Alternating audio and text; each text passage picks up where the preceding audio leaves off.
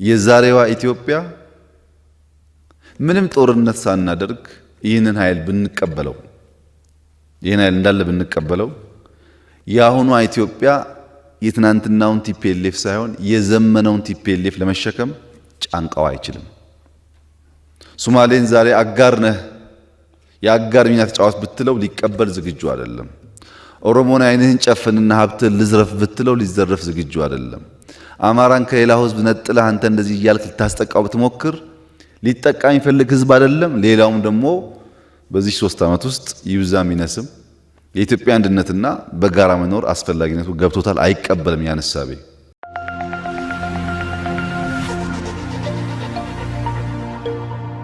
ሁሉም የእናንተ ምቾት ታሳቢ ማድረግ የሚንቀሳቀሰው ድርጅታችን ቴምር ፕሮፐርቲስ አሁን ደግሞ 40% ከፍለው ቀሪውን 60% ለ3 ዓመት የፎይታ ጊዜ በኋላ የሚከፍሉበትን ልዩ ድል አመቻችተናል። ይህ መገናኛ ጫካ ፕሮጀክት አጠገብ የሚገኘው ሳይታችን ከባለ 1 እስከ ባለ 3 መኝታ የቤት አማራጮችን ይዟል። ባለ 1 መኝታ 2.7 ሚሊዮን ብር ከፍለው ቀሪውን ሲረከቡ፣ ባለ 2 መኝታ 4 ሚሊዮን ብር ከፍለው ቀሪውን ሲረከቡ፣ ባለ 3 መኝታ 5.9 ሚሊዮን ብር ከፍለው ቀሪውን ቤቶን ሲረከቡ ይከፍላሉ። በተጨማሪም ሳር ቤት አደባባይ እንዲሁም ቡልጋሪያ ላይ አፓርትመንትና የንግድ ሱቆችን ከ900 ሺህ ብር ቅድመ ክፍያ ጀምሮ ይዘን እንጠብቆታለን። ያሉን ጥቂት አማራጮች ብቻ ስለሆኑ ይፍጠር። በኢትዮጵያ ተጨባጭ ሁኔታ ውስጥ ሰርቫይቭ እንዳያደርግ ማድረግ ነው። ጦርነቱን በዚህ ደረጃ ዲፋይን እናደርጋለን። ይሄ ነው ወያ ነው ወይ ብለን በዴፊኒሽን እንዳንለያይ ማለት ነው። ዋናው ፖይንት ጠላት ሚስ ያደረገውና እናንተ ሚስ ማድረግ የሌለባችሁ ነገር የዛሬዋ ኢትዮጵያ ምንም ጦርነት ሳናደርግ ይህንን ኃይል ብንቀበለው ይህን ኃይል እንዳለ ብንቀበለው የአሁኗ ኢትዮጵያ የትናንትናውን ቲፒኤልኤፍ ሳይሆን የዘመነውን ቲፒኤልኤፍ ለመሸከም ጫንቃው አይችልም። ሶማሌን ዛሬ አጋር ነህ የአጋር ሚና ተጫዋች ብትለው ሊቀበል ዝግጁ አይደለም። ኦሮሞን አይንህን ጨፍንና ሀብትህን ልዝረፍ ብትለው ሊዘረፍ ዝግጁ አይደለም። አማራን ከሌላው ህዝብ ነጥለህ አንተ እንደዚህ እያልክ ልታስጠቃው ብትሞክር ሊጠቃ የሚፈልግ ህዝብ አይደለም። ሌላውም ደግሞ በዚህ 3 ዓመት ውስጥ ይብዛም ይነስም የኢትዮጵያ አንድነትና በጋራ መኖር አስፈላጊነቱ ገብቶታል። አይቀበልም ያን ሐሳቤ። ዘሞስት ቾቭኒስት የሆነው ኃይል አምባገነን የሆነው ኃይል ነው ለህዝቦች ስም እየሰጠ ሲከፋፈል የነበረው። ይሄን ሊቀበል የሚችል ኃይል ኢትዮጵያ ውስጥ የለም። ብንደራጅም ባንደራጅም እንደ ትናንትና መጥቶ መከላከያ ሰራዊት እንዳለ ፈርሰህ ሂድና በየመንገዱ ለማኝ ሁን የራሴ መከላከያ ገነባለሁ ቢል በየመንገዱ ለማኝ የሚሆን ጄኔሬሽን አሁን የለም። አሁን ማሸነፍ መሸነፍ ሳይሆን የፖለቲካል እኩይ ዓላማው የሚሳካበት ጭላንጭል መንገድ እንኳን የለም። ተቀይሯል የኢትዮጵያ አውድ። ከተቀየረው የኢትዮጵያ አውድ ጋር መቀየር የሚችል ኃይል አይደለም። ስለዚህ ጦርነት ምንድነው? የፖለቲካ ፍላጎት የመጨረሻው መጫኛ የመጨረሻው ፍላጎት ማሳኪያ መንገድ ነው። ዴፊኒሽኑ ነው ይሄ። የጦርነት ዓላማ ግን በጦርነት ውስጥ መኖር አይደለም። የጦርነት ዓላማ ሰላም ማምጣት ነው። የጦርነት አልቲሜት ዓላማ ሰላም ነው።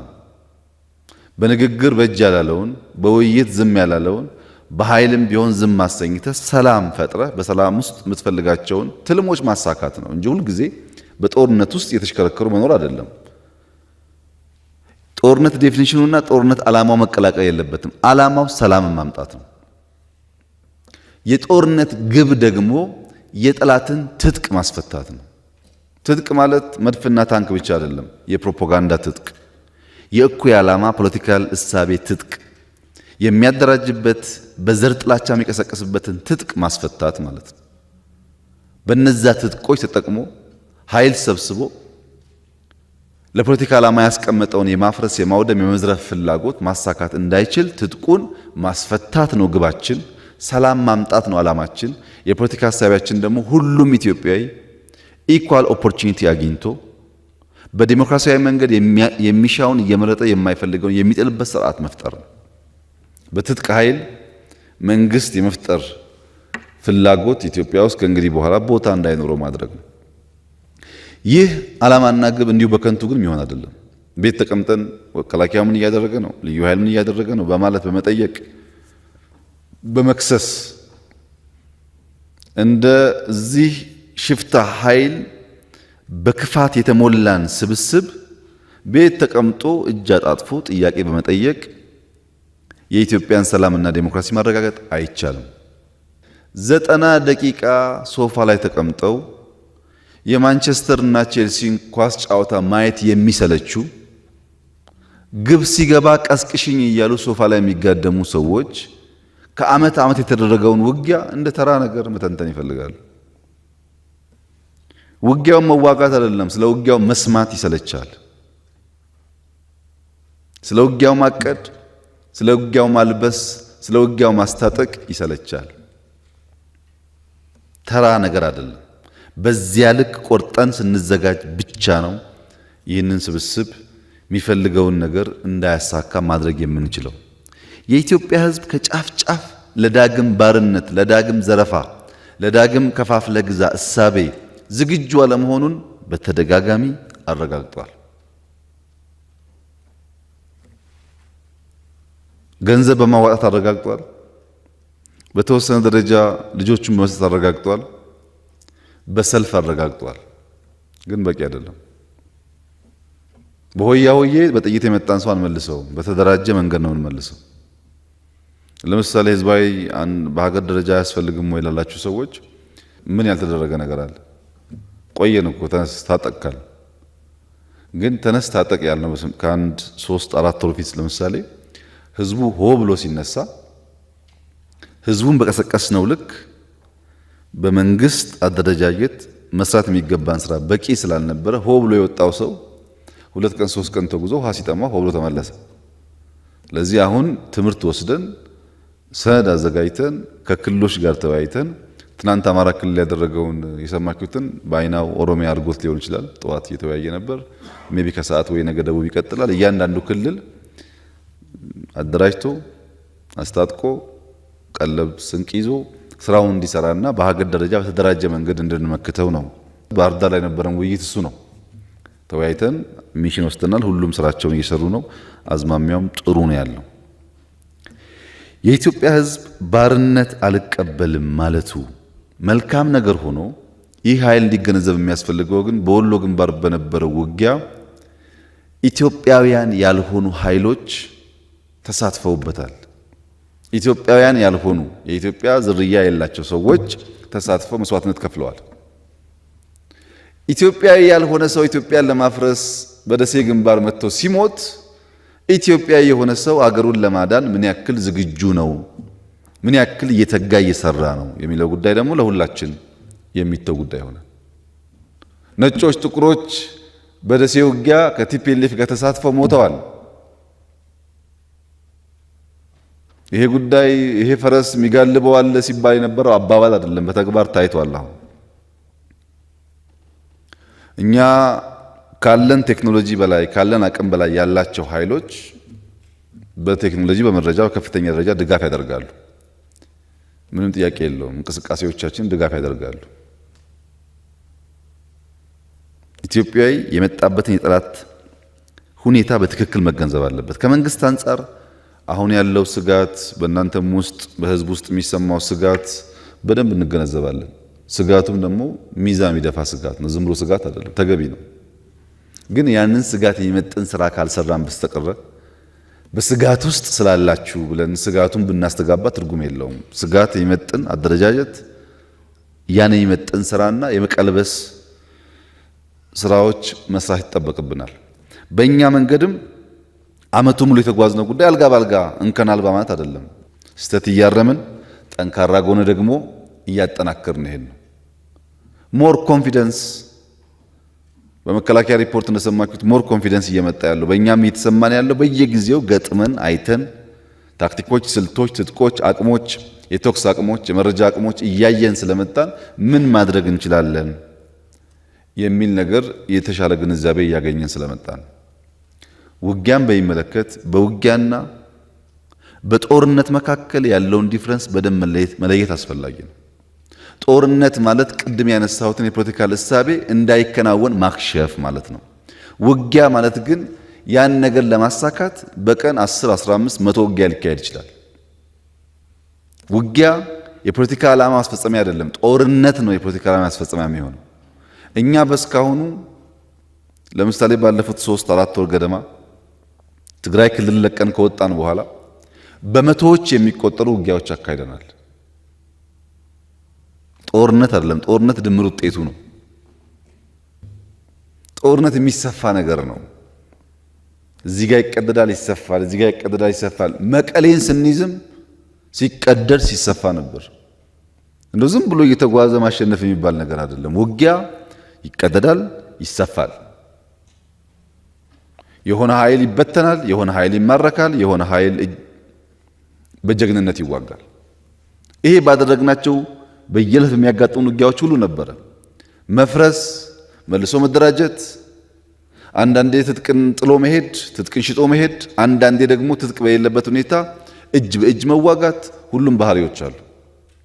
ለምሳሌ ከ10 ቀን በፊት በነበረው ውጊያ በአንድ ቦታ በነበረው ቦታ ቲፒኤልኤፍ እንደ ድሮ ፈንጅ ደርድሮ በሌላ መንገድ ነበር ሊያጠቃ የመጣው። 19 የኢትዮጵያ ወጣቶች አርሚው ማለፍ ስላለበት እኛ ፈንጅ ላይ እንከባለላለን ብለው ፈንጅ ላይ ተንከባልለው አጥርተው አርሚ ያሳልፈዋል። አሁን 2 ሳምንት ራሱን ሰጥቶ ሀገሩን ለመታደግ የሚፈልግ ኃይል አለ። አሁንም ጀግኖች አሉ። የፈረሰውን ክላሽ የሸጠውን ምናምን ብቻ ካየህ የእነዚህን ጀግኖች ነገር ታጣለህ። ሁለቱንም ስትሰማና ስታይ ነው ተስፋውም ስጋቱም በኩል ኢንተርቴን ማድረግ የሚያስፈልገው። በእኛ እምነት ውጊያዎች ይቀደዳሉ፣ ይሰፋሉ። ነገር ግን ጦርነቱን ካለምንም ጥርጥር ኢትዮጵያ ታሸንፋለች። ምንም ጥርጥር የለንም። በዚህ በኩል እንዳልነው አውዱን ተቀይሯል። ቲፒኤልኤፍ ሐሳቡን የሚቀይር ኃይል ስላልሆነ፣ ዶግማቲክ ስለሆነ፣ ፍሌክሲብል ስላልሆነ ያን ቲንኪንጉን ይዞ መጥቶ የሆነ ፑፔት ሰብስቦ የትናንትናውን መንገድ ማስቀጠል ይችላል የሚል እምነት በፍጹም የለንም። በፍጹም ጦርነቱን ኢትዮጵያ ታሸንፋለች። ውጊያ ግን እዚህም እዚያም ሊበላሽ ይችላል። ውጊያ የሚበላሹበት በጣም ብዙ ፋክተሮች ስላሉ ውጊያ ቲፒኤልኤፍ ስለሆነ ሸኔ ስለሆነ ምናምን ሳይሆን የሆነ ሽፍታም 2 ሰው 3 ሰው ሽፍታም አንድ ሆቴል ገብቶ ሽብር ሊፈጥር ይችላል። በዘላቂነት ሆቴሉን ይቆጣጠራሉ አይቆጣጠረውም ካልሆነ በስተቀር አንድ ክላሽ ሽጉጥ የያዘው ሰው ለ5-10 ደቂቃ ሊያውክ ይችላል።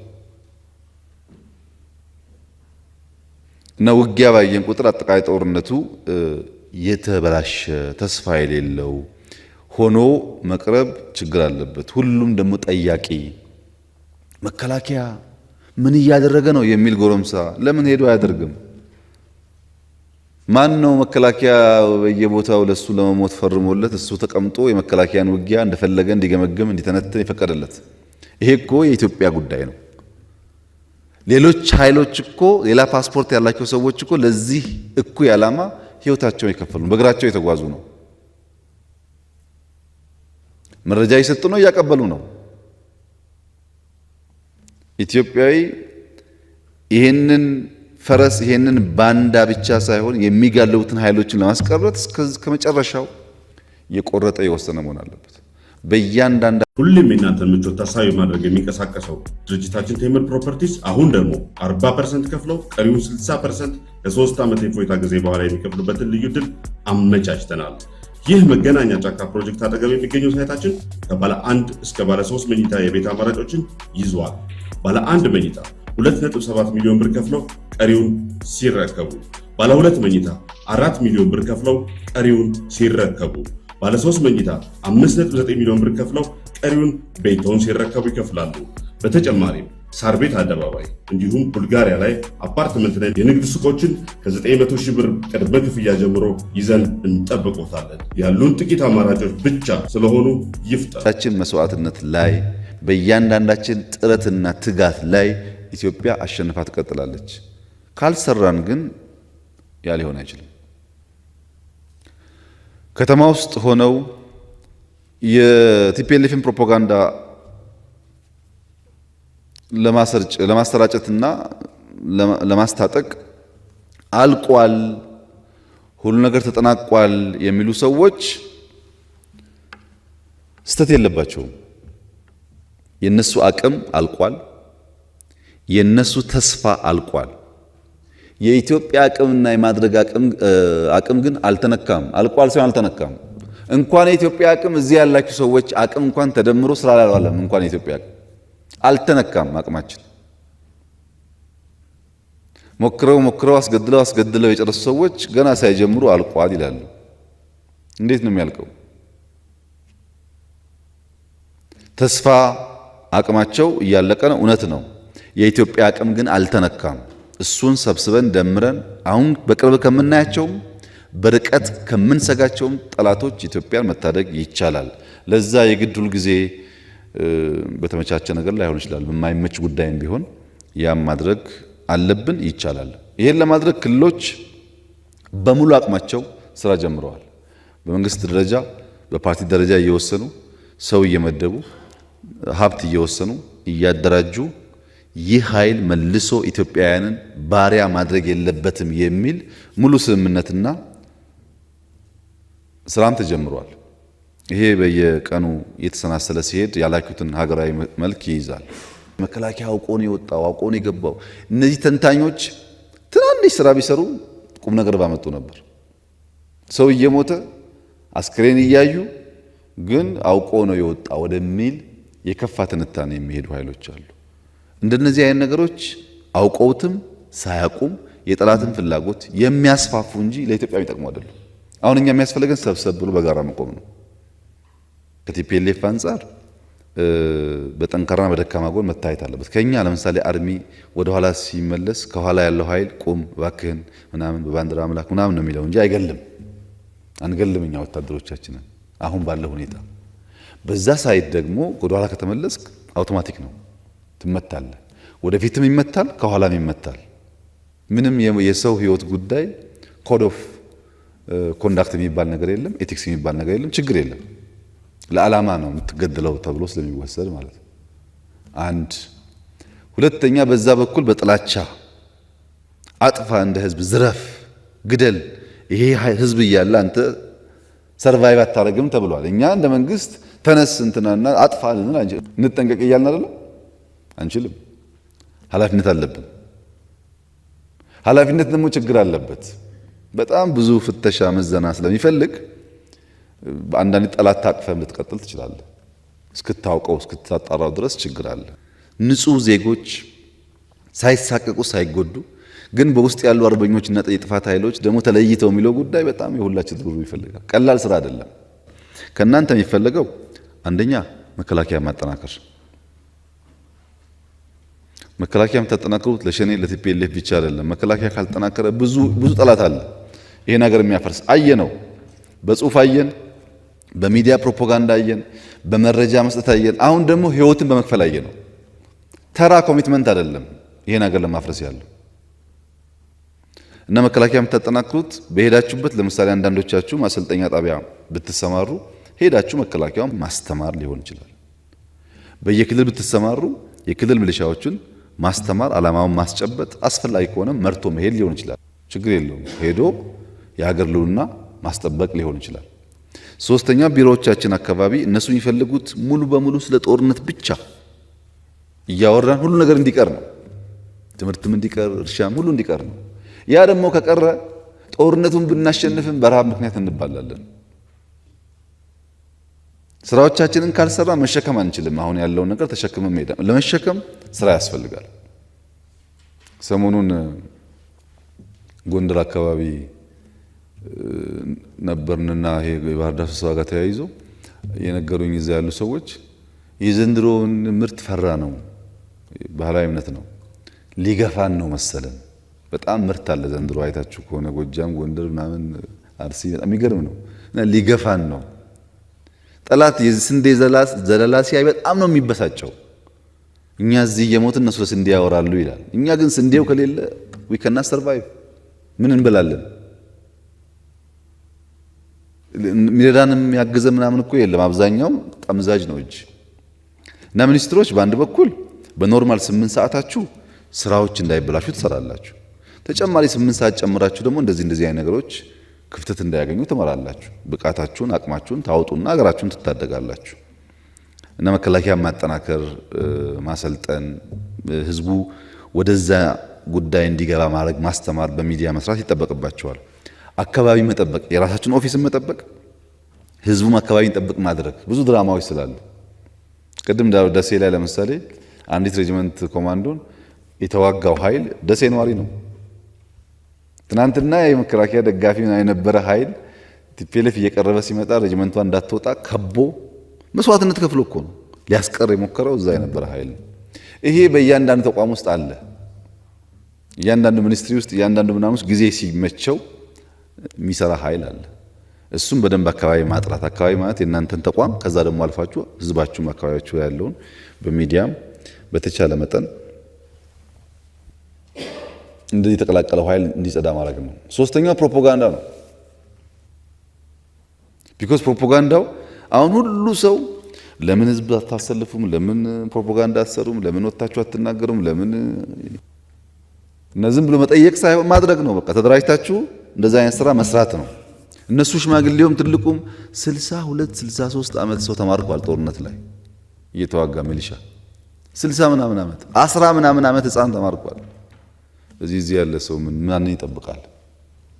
እየተባለ ያለው አገር መታደግ ስለሆነ ማለት ነው። እኛ ጦርነት ጥያቄ የለውም እናሸንፋለን ብለን የምናስብበት መንገድ የፖለቲካል ትንታኔ የስጋት ትንታኔ ብቻ ሳይሆን የወታደራዊ ሳይንስ ጥበብ ሚስጥርም ከመገንዘብ ነው። አንድ ጦርነት አሸናፊ የሚያደርጉ በጣም በርካታ ጉዳዮች አሉ። አንደኛ ዘሞራል ነው ይባላል። የሀገር የባንዲራ ፍቅር። ደሴን እኔ የሚያስለቅቀው ለመዝረፍ አይደለም። ወልዲያ ጋር የሚሄደው አርሶ አደር ለማጎሳቆል አይደለም። ትናንትና ማታ ኮምቦልቻ ላይ ወጣቶች በአስፓልት ላይ ሽሙ ነበር ነው ሰዎች ትናንትና። ለምን ወጣቱ ሁለተኛ ቀና እንዳይናገር እንዲፈራ የድሮ ስታይላቸውን ታስታውሱ ከሆነ 83 ሌባ ነህ ብሎ አደባባይ ላይ ገሉ ነበር። ታውቃላችሁ ብዙዎቻችሁ። ያን በመግደል ሰፕረስ የማድረግ ታክቲካቸውን አሁን እየደገሙ ያሉት ያባብሉሃል። አንተ የኛ ነህ ምናምን ይላሉ፣ ግን በአደባባይ ይገላሉ። እኛ ግን መቀሌ ስንሄድ በአደባባይ ልንገል አንችልም። እንደምታውቁት ነው። ሞራል የሞራል ነው የሚባል ነገር አለ። በሞራል ውስጥ ዋናው ፖይንት ለይሞትለት ዓላማ ክላሪቲ ያለው ሰራዊት መያዝ ነው። ለምን ዓላማ ነው የምሞተው? ህይወት ስለሆነ የሚከፍለው። ሁለተኛው ሜተድ ነው፣ ዲሲፕሊን ነው። ፋብሪካ አጥንተው ትናንትና ኮምቦልቻ መጀመሪያ የተገባው ኮምቦልቻ ከተማ አይደለም፣ እስከ አጥላ የሚሰራበት ኦልሬዲ ሰዎች አሉ እዛ ተዘጋጁ እና የገባውን ኃይል ቀጥታ ወስደው የአንድ ግለሰብ ኩባንያ ውስጥ ያሉ ምግቦች ምናምኖች መዝረፍ ነው። በእኛ ሳይድ ግን ከመቀሌ ስንወጣ ዲፖ ያለው ነዳጅ እናውጣ ጭቅጭቅ ነበር። አናውጣም ህዝባችን ነው ይቅር ብለን የወሰንነው ሚሊየንስ ኦፍ ሊትርስ የኛን ነው ማወራችሁ። መከላከያ የነበረውን ሬሽን ይዞ ይውጣ አይውጣ፣ አይ ህዝቡ ሊራብ ስለሚችል ሬሽኑ ቢቀር ይሻላል፣ እነ ጥይት ከወጡ ምግብ ይቅር ነው ያልነው። ይሄ ዲፍረንስ አለ። ቲፒኤልኤፍን በሚመለከት ታክቲኩን፣ ስልቱን፣ የውጊያ ባህሪውን በሚመለከት መማር በሚሊተሪ